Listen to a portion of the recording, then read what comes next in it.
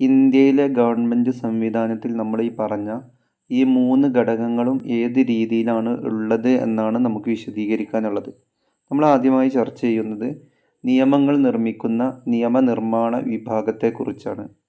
നിയമനിർമ്മാണ വിഭാഗത്തിൽ വരുന്ന പ്രധാനപ്പെട്ട വ്യക്തികൾ അല്ലെങ്കിൽ സഭകൾ ഏതാണ് എന്നാണ് ആദ്യമായി നമുക്ക് ചർച്ച ചെയ്യാനുള്ളത്. നിയമനിർമ്മാണ വിഭാഗം: രാഷ്ട്രപതി, ലോക്സഭ, രാജ്യസഭ. ഈ 3 സംവിധാനങ്ങളാണ് നിയമനിർമ്മാണ വിഭാഗത്തിൽ വരുന്നത്. രണ്ടാമത്തേത് കാര്യനിർവഹണ വിഭാഗം. കാര്യനിർവഹണ വിഭാഗത്തിൽ വരുന്നത് രാഷ്ട്രപതി, ഉപരാഷ്ട്രപതി, പ്രധാനമന്ത്രി, മന്ത്രിസഭ, ഉദ്യോഗസ്ഥ വൃന്ദം. ഈ 5 വിഭാഗം അല്ലെങ്കിൽ രാഷ്ട്രപതിയും ഉപരാഷ്ട്രപതിയും പ്രധാനമന്ത്രിയും മന്ത്രിസഭയും ഉദ്യോഗസ്ഥ വൃന്ദവും ചേർന്നതാണ് കാര്യനിർവഹണ വിഭാഗം എന്ന് പറയുന്നത്. അടുത്ത നീതിന്യായ വിഭാഗം. നീതിന്യായ വിഭാഗത്തിൽ വരുന്ന പ്രധാനപ്പെട്ട കോടതികളാണ് നമുക്ക് വിശദീകരിക്കാനുള്ളത്. സുപ്രീം കോടതി, ഹൈക്കോടതികൾ, ജില്ലാ കോടതികൾ, സബ് കോടതികൾ, മുൻസിഫ് കോടതികൾ, മജിസ്ട്രേറ്റ് കോടതികൾ. ഇന്ത്യയിലെ ഗവൺമെൻറ്റിനെ കുറിച്ച് നാം സംസാരിക്കുമ്പോൾ ഇന്ത്യയിലെ ഗവൺമെൻറ്റിൽ ഈ 3 വിഭാഗമാണ് ഏറ്റവും പ്രധാനമായിട്ടുള്ളത്.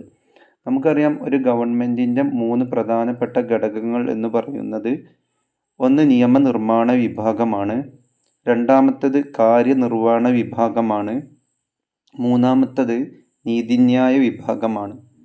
ഇതിൽ നിയമനിർമ്മാണ വിഭാഗം കൃത്യമായിട്ട് ഒരു രാജ്യത്തിന് വേണ്ട നിയമങ്ങളാണ് സൃഷ്ടിക്കുന്നത് അല്ലെങ്കിൽ നിയമങ്ങളാണ് നിർമ്മിക്കുന്നത്.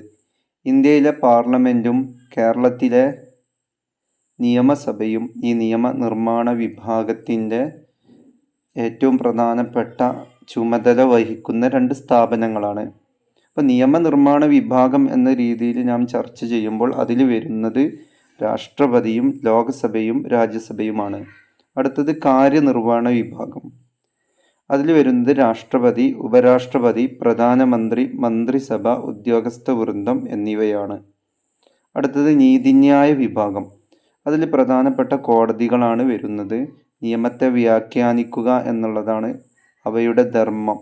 സുപ്രീം കോടതി മുതൽ മജിസ്ട്രേറ്റ് കോടതികൾ വരെയുള്ള നിരവധി കോടതികളാണ് അതിൽ വരുന്നത്. ഇത് പരീക്ഷയ്ക്ക് വളരെ വൃത്തിയായിട്ട് എല്ലാവരും പഠിക്കേണ്ടതാണ്. ഇനി നമുക്ക് ചർച്ച ചെയ്യാനുള്ളത് നിയമനിർമ്മാണ വിഭാഗം ഇന്ത്യയിൽ എന്ന് പറയുന്ന പാഠഭാഗമാണ്. Legislature in India.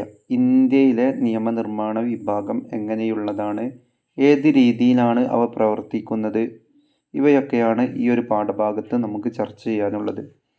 ഇന്ത്യയുടെ നിയമനിർമ്മാണ വിഭാഗം എന്നറിയപ്പെടുന്നത് പാർലമെൻറ്റാണ്. അല്ലെങ്കിൽ ഇന്ത്യയിലെ നിയമനിർമ്മാണ വിഭാഗം പാർലമെൻറ്റ് എന്ന പേരിലാണ് അറിയപ്പെടുന്നത്.